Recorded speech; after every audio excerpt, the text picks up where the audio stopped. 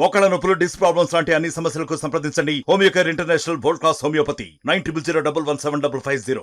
మరి వారికి సహకరించినటువంటి పెద్దపల్లి నియోజకవర్గ ప్రజలకు,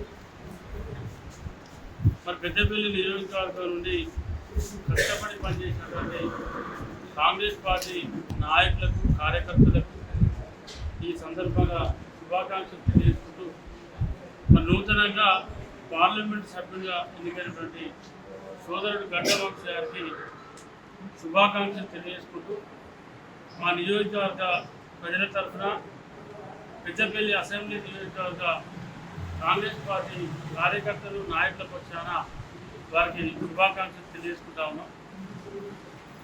మరి ఏదైతే ఇవాళ వారి గెలుపు మరి 10 దాదాపుగా ఈ మధ్య కాలంలో 2009 సంవత్సరం తర్వాత మళ్ళీ 2 టర్ములు, అంటే దాదాపు 10 సంవత్సరాలు, 2014 నుండి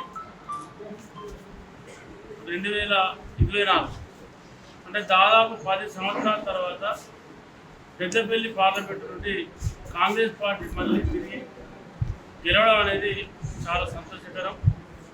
మరి మొదటి నుండి కూడా పెద్దపల్లి పార్లమెంటు ఆవిర్భావం నుండి కూడా కాంగ్రెస్ పార్టీకి కంచుకోట.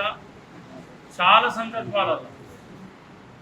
సందర్భాలు జరిగినటువంటి ఎన్నికలలో ఒక 3-4 టైమ్స్ తెలుగుదేశం పార్టీ, 2 సార్లు టీఆర్ఎస్ పార్టీ తప్ప మిగతా అన్ని సార్లు కూడా ఈ పార్లమెంట్ నుండి కాంగ్రెస్ పార్టీ ఇక్కడ నుంచి విజయం సాధించడం.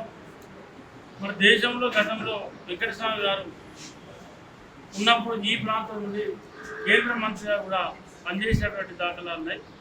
తప్పకుండా మరి ఏదైతే ఇవాళ ఇండియా కూటమి త్రుటిలో, అంటే వాస్తవంగా ఇప్పుడున్నటువంటి నరేంద్ర మోడీ గారు కానీ, బీజేపీ ప్రభుత్వం కానీ, ఎన్డీఏ ప్రభుత్వం కానీ ఈ దేశంలో అన్ని శక్తులను ఇప్పట్లో పెట్టుకొని print media, electronic media, social media మొత్తం కూడా పెద్ద పెద్ద వ్యాపారస్తులను, అన్ని శక్తులను దగ్గర పెట్టుకొని అసలు మొత్తం 400 సీట్లతో ఈ దేశంలో 4 సార్లు రాబోతా ఉన్నాయని చెప్పి ఒక ప్రచారానికి ఊతమిచ్చి అనేక రకాలుగా ప్రజలను మభ్యపెట్టడం కోసం అనేక రకాల జిమ్మిక్కులు వేసినా ఇవాళ చావు తప్పి కన్ను లొట్టపోయిన విధంగా ఇవాళ మరి 3వసారి ప్రధానమంత్రిగా నేను పదవి చేపట్టబోతా ఉన్నానని చెప్పి ఏదైతే ఎన్డీఏ తరఫున చెప్తా ఉన్నారో అది ఎప్పటిదాకా ఉంటుందో తెలియదు, ఎన్ని రోజులు ఉంటుందో తెలియదు, ఎప్పుడు ఊడిపోతుందో తెలియదు.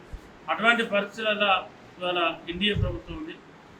ఒక టైంలో 4వ రౌండ్ వరకు నరేంద్ర మోడీ అనేటువంటి ఈ దేశ ప్రధానే మరి వెనుకంజలో ఉన్నటువంటి పరిస్థితులు కూడా ఈ దేశ ప్రజానీకం చూసింది. రాజకీయాలలో ఎంత గొప్పలైనా ప్రజలను కొద్ది రోజులు మభ్యపెట్టగలుగుతాం కావచ్చు, కానీ అంతకంటే ఎక్కువ ఏం చేయలేము. ఎందుకంటే ఇవాళ ఈ దేశ ఎకనామీ పడిపోయింది, దేశంలో ఉద్యోగాల కల్పన లేదు, దేశంలో యువతను నిర్వీర్యం చేసారు. ఇవాళ ఏదో మేము అవేవో పంపించినాం, అవేవో తలంబ్రాలు పంపించినాం అని చెప్పి ప్రజలను మాయమాటని చెప్పి మోసం చేసినా కూడా సరే దూరపు కొండ నులిపన్నట్టు కొంత దూరపోలో నమ్మగలిగి కావచ్చు. కానీ ఎక్కడైతే మీరు ఇవాళ మొదలుపెట్టిందో అక్కడనే గెలవలేకపోయారు. అంటే అక్కడి ప్రజలకు మీరు మోసాలు తెచ్చిపోయారు. దాని చుట్టూన ఏ పార్లమెంట్ సీట్ గెలవలేదు. అంటే ఇవాళ మీ మోసాలు అనేది బయటకు అయిపోయినాయి.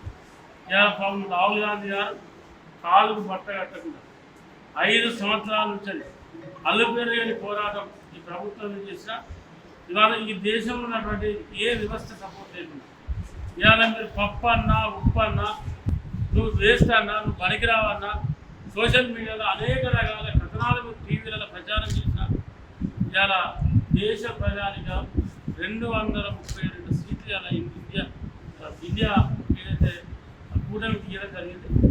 అది 100% ఇవాళ రాహుల్ గాంధీ గారు గెలిచి ఓడిన విజేత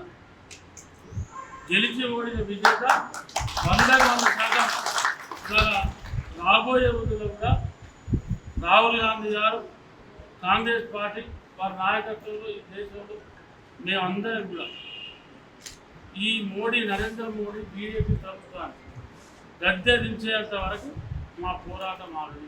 మరిన్ని వీడియోస్ కోసం ఛానల్ ని సబ్స్క్రైబ్ చేయండి, లేటెస్ట్ అప్డేట్స్ కోసం వాట్సాప్ ఛానల్ ని ఫాలో చేయండి అండ్ లింక్ డిస్క్రిప్షన్ లో ఉంది.